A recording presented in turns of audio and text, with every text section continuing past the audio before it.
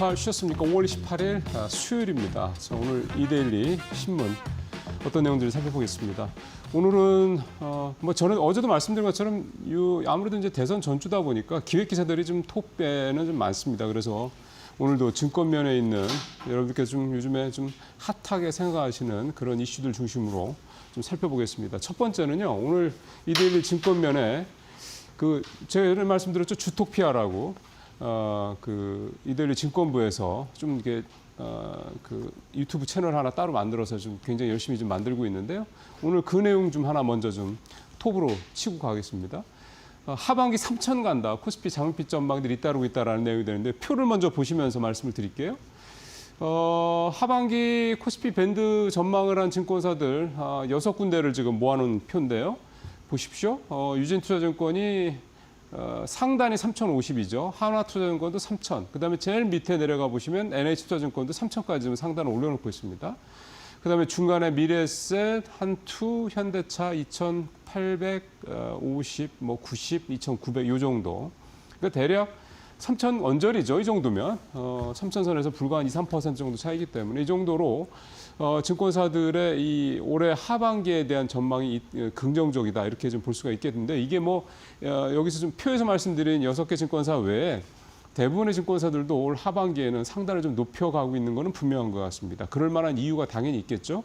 일단 첫 번째는 관세 리스크가 이제는 글쎄요, 돌발 변수, 그러니까 시장에 충격을 주는 그런 변수 차원보다는 상수, 어차피 있는 거야 라고 생각하는 그런 상수 개념으로 좀 되면서 그만큼 시장에 미치는 충격파는 적어지게 되는 거죠. 이번에 유럽도 보시면 오늘 뉴욕 시장 많이 올랐던 이유가 이제 유럽에 대한 관세를 한 달 유예했다 이건데 결국은 던져놓고 분위기 바라보고 어쩌죠 하다가 이제 조금 봐주는 것처럼 해서 낮춰주고 이런 식입니다. 중국에서 우리가 이미 한번 봤죠.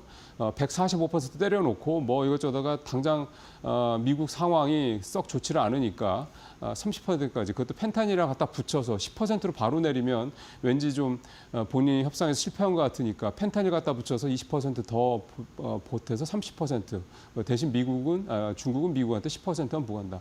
이런 식으로 이제 약간 쇼잉이라고도 볼 수가 있겠고 눈속임이죠. 이런 식으로 해서 마치 이제 자기네가 트럼프 대통령이나 미국이 중국과의 협상에서 마치 좀 우위에 있는 것처럼 포장질만 하고 있는 이런 식이 되는데 문제는 이게 시장에 영향을 미치는 거 아니겠습니까? 유럽도 마찬가지죠. 50% 던져놓고 EU 집행위원장하고 통화하고 이제 좀 낮춰준다 이러면서 이제 한 달 유예한 건데 모르죠. 뚜껑을 열어봐야 되는데 결국 이제 중국하고의 협상에서 10%라고 하는 최저 데드라인이 정해졌기 때문에 유럽도 당연히 그 정도 선에다 맞추려고 하겠죠. 그렇게 된다고 하면 10에서 20, 30% 사이가 되지 않을까 싶은데 그렇게 간다고 그러면 유럽이 가만 안 있을 겁니다. 결국은 유럽과도 한 10%, 일본과도 그 정도, 우리와도 대략 그 정도 선에서 이게 이제 어느 정도 상수화되고 있다라는 점. 이게 이제 하나 중요한 거고요. 두 번째는 우리 국내적인 이슈로는 이제 새 정부 들어선다라는 거.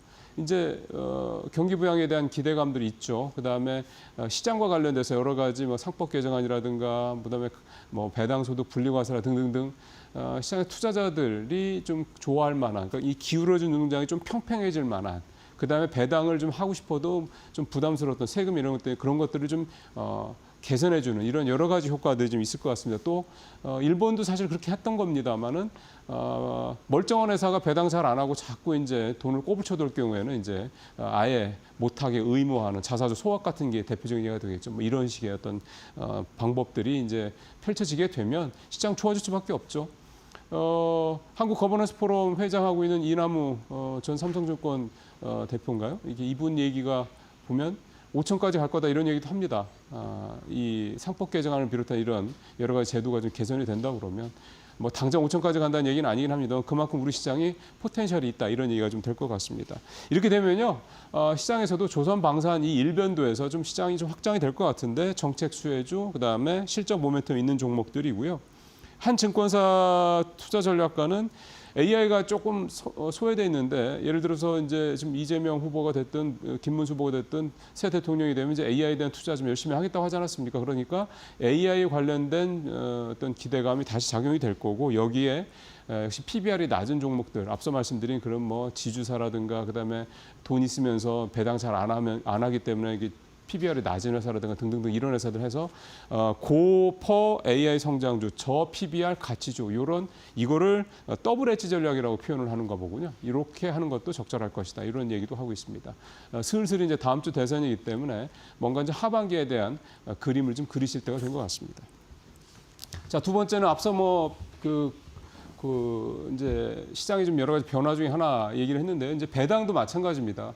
그래서 하반기에 이제 배당에 대해 기업들은 이제 배당들이 좀 늘어날 것이다 이런 기대감들이 나오고 있어요. 요즘에 이제 밸류업 얘기도 좀 더 밸류업 관련주들이 요즘에 좀 장이 좀 좋죠. 주가가 배당주도 마찬가지인데요. 그래서 아예 운용사들이 한국에서 배당 잘하고 배당을 꾸준히 하고 그다음에 배당을 할 만큼 성적 좋은 애들 이런 종목들만 모아서 역시 이제 ETF 상품을 만들었는데 여기에 이제 투자자들의 관심이 좀 많이 모이고 있다 이런 얘기가 되겠습니다. 표 한번 보시죠. 국내 주요 고배당 ETF 상품에 개인 투자자들이 지난 한 주 동안 얼마나 순매수를 했는지 본 건데요. 코리아 고배당 타이거 아이고 붙어 있으니까 잘 이름도 어렵네. 타이거 코리아 배당 다우존스 여기에 275억 원이 지난 한 주 동안 모였고 플러스 한화의 플러스 고배당에 137억 원, 그다음에 삼성의 코덱스 금융 고배당 탑10 이렇게 48억 원. 예. 사실 절대 금액으로 따지면 큰 돈은 아닙니다. 다른 뭐 ETF 상품 큰 거 들어오는 거 보면은 뭐 몇백억 단위, 몇천억 단위 이렇게 들어오니까 그거에 비하면 큰 건 아닌데 이런 트렌드가 좀 나타나고 있다라는 거에 이제 오늘 이데일리 기사가 좀 주목을 하고 있다 이렇게 보시면 되겠고요.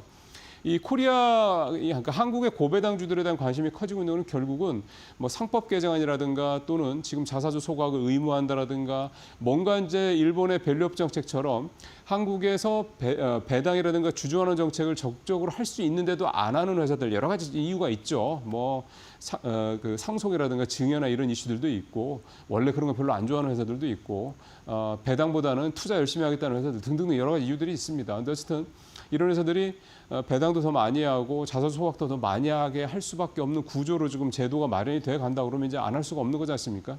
일본이 최근 2, 3년 동안에 주가가 급등했던 것도 사실은 시작은 반강제였습니다. 그러니까 뭐 우리도 이제 그런 것들을 또 뭐 반면교사로 삼아서 좀 하고 있는 거니까요. 그래서 어쨌든 그런 부분들이 가만히 된다면 한국에서 배당 많이 하고 열심히 하는 그런 종목들이 있습니다. 이거 찾아보면 요즘에는 워낙 그 리스트들이 잘 나와 있습니다.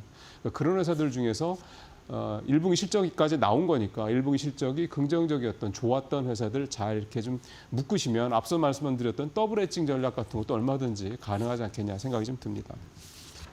자, 오늘 세 번째 기사는 온라인에 있는 기사를 가져왔습니다.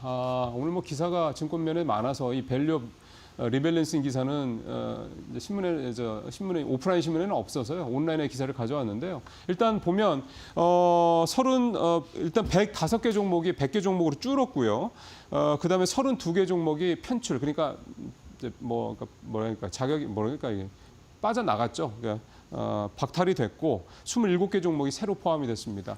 빠진 종목들에 일단 그게 이제 주가에 영향이 좀 더 크니까 빠진 종목들을 좀 살펴보면 고려아연하고 이수페타시스라는 이 두 좋은 회사들이 담겨 있습니다. 그러니까 굉장히 좋은 회사들이고 주가도 괜찮은데 이 두 회사들이 빠진 이유는 역시 이 밸류업 지수에 포함될 그런 어떤 기본적인 자격을 갖추지 못했다. 특히 불성실 공시법인으로 등재가 됐었고 그다음에 경영권 분쟁 과정에서 유상증자 때문에 좀 논란이 있었던 회사들. 그러니까 깨끗하지 않다 이거죠. 뭐 회사 자체는 좋은 회사들이긴 합니다만 그런 문제들 때문에 이번에 편출이 됐고요. 이런 거는 좀 잘 생각해 볼 필요가 있을 것 같습니다. 왜냐하면 회사의 펀더멘탈보다는 회사의 그런 정책의 어떤 미스 이런 부분들이 좀 더 컸다고 봐야 되기 때문에 어떤 실적 중심으로 좀 봤을 때는 이런 회사들 같은 경우 오히려 이런 악재가 생겼을 때가 매수의 기회가 될 수 있다 이런 점들인데요. 어쨌든 이 고려아연이나 이수페타시스라는 회사들 이런 회사들이 편출이 됐다라는 게 좀 있고 그다음에 또 하나 큰 회사가 시가총액 중에서 이제 상위권에 있는 셀트리온입니다.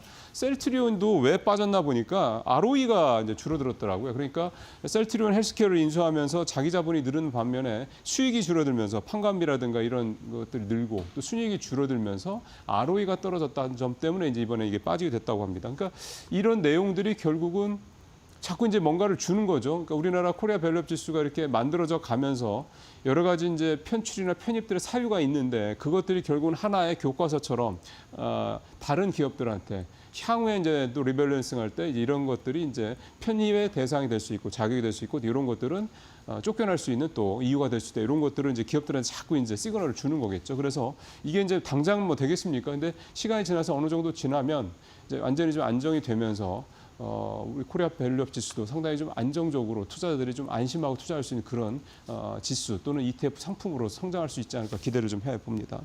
오늘 마지막 기사는 달바 글로벌릭인데 얼마 전에 상장했죠? 주가 한번 보죠. 66,300원이 공모가였습니다. 근데 지금 어제 기준으로 주가가 14만 4천 원까지 올랐으니까 2배가 더 넘게 올랐습니다. 이게 뭐 제 남자들은 좀 잘 모를 수 있는데 여성분들은 잘 아시더라고요. 그 항공기 스튜어디스 분들 때문에 좀 유명해진 그 브랜드라고 해서 좀 잘 알려져 있긴 한데 사실은 이제 프리미엄 비건 뷰티 브랜드 이렇게 슬로건을 좀 표방을 하고 있습니다. 그러니까 프리미엄 좀 이렇게 하이엔드고 그 다음에 비건 이제 이런. 그러니까 굉장히 좀 세분화된 그런 영역으로 좀 파고 들어가고 있다 이렇게 좀 보면 될 수 있을 것 같고요. 22일 날 상장할 때 공모가가 저 표에서 보시는 대로 66,300원 이랬거든요. 근데 지금 제가 아까 말씀대로 어제 14만 4천 원까지 좀 올라간 상황이니까 공모가 대비해서 좀 66%가 좀 공모가 대비해서는 이제 2배가 넘게 올랐고 117%가 올랐고 그 다음에 첫날 올랐던 거에 비해서는 이제 이렇게 좀 가격이 좀 올랐다 볼 수가 있겠습니다. 4거래일 연속 계속 오르고 있고요. 그러니까 참 어찌 보면 이거는 뭐 운이 좋다고 그래야 될 필요가 있을 것 같습니다. 왜냐하면 뭐 이 상장이라는 게 회사가 원하는 대로 나 뭐 5월 15일 날 상장 시켜줘 이게 아니지 않습니까? 그러다 보니까 이 상장하는 그 시점에 내가 들어가 있는 이 업종이 분위기가 좋냐 나쁘냐 사실 이거 굉장히 중요한 거거든요. 공모가야 그거는 이제 뭐 펀더멘털하게 좀 산정이 될지 모르겠지만 그러다 보니까 최근에 화장품주 굉장히 좋지 않습니까? 그런 상황에서 딱 상장을 해놓고 나 보니까 이런 어떤 부분까지 더 어떤 뭐 붐업이 되면서 달바 글로벌의 주가가 좀 굉장히 좋고요. 중요한 거는 이제 아마 이런 생각이 딱 드실 겁니다. 아니 6만 원짜리 주식이 지금 뭐 14만 원이 돼서 2배 넘게 올랐잖아. 아유 그러면 지금은 들어갈 때 아닌가 보다. 또 보통 IPO주들이 초반에 반짝하다가 이제 계속 사실 떨어지지 않습니까? 올 들어서 IPO주들이 조금 나은데요. 작년 같은 경우 대부분 그렇습니다. 초반에 좀 반짝하다가 뭐 나중에 반토막 난 종목들 부지기수였지 않습니까? 그러다 보니까 그런 어떤 아무래도 선입견들이 있어서 지금 이제 이 달바 글로벌이라는 회사를 바라볼 때 아유 저 들어갈 수 있겠어 이제 좀 나중에 좀 빠진 다음에 생각하자 뭐 이런 식의 아무리 업계가 업황이 좋다고 해도요 그런 생각을 하실 것 같은데 증권가에서는 굉장히 좋게 보고 있더라고요. 일단은 이 달바 글로벌이 가진 특징이 해외 매출 비중이 지금 거의 절반 수준이라는 거. 특히 이제 또 하나 포인트는 이건 제가 봤을 때 이게 좀 중요한 포인트 같은데 선진국 비중이 높은데 북미 비중은 지금 7%밖에 안 되더군요. 잘 아시는 것처럼 지금 이제 화장품 업계들 대부분 다 1순위가 북미 시장에서 좀 자리 잡는 거지 않습니까? 그러다 보니까 이 북미 쪽에서는 7%밖에 안 되는 얘기는 그만큼 북미 시장에서 성장 여력이 좀 크다는 얘기가 좀 되는 거고 또 이런 뭐 비건 뭐 이런 거 프리미엄 이런 것도 좋아하는 데가 중국이지 않습니까? 우리도 그렇지만 그래서 이 중국 쪽 시장도 지금 화장품 시장도 좀 더 좀 확장 국면에 있는 상황이라는 걸 감안하면 가장 전 세계에서 큰 시장인 미국과 중국 쪽에서 괜찮다라는 거고 그리고 지금은 유럽 쪽에서 괜찮은 거고 이런 것들이 전체적으로 좀 포트폴리오가 좀 잘 짜여져 있다 이런 장점도 있다라고 좀 볼 수가 있겠고요. 지금 12개월 선행 퍼가 11배입니다. 다른 화장품주들에 비하면 굉장히 좀 낮은 거죠. 그러니까 그만큼 더 올라갈 여력이 있다 이렇게 좀 보는 거고요. 역시 이제 상장 초반이다 보니까 오버행 이슈. 요거는 계속해서 걸림돌이 있을 것 같습니다. 그래서 그런 부분들 잘 감안하시면 굉장히 여러 가지로 장점도 있는 그런 회사이기도 하고 이렇게 된 말씀을 드리니까 막 홍보해 주는 것 같은데 현재까지는 상황이 좀 괜찮다 이렇게 좀 봐야 될 것 같습니다. 자, 오늘 뉴스 브리핑은 여기서 마치도록 하겠습니다.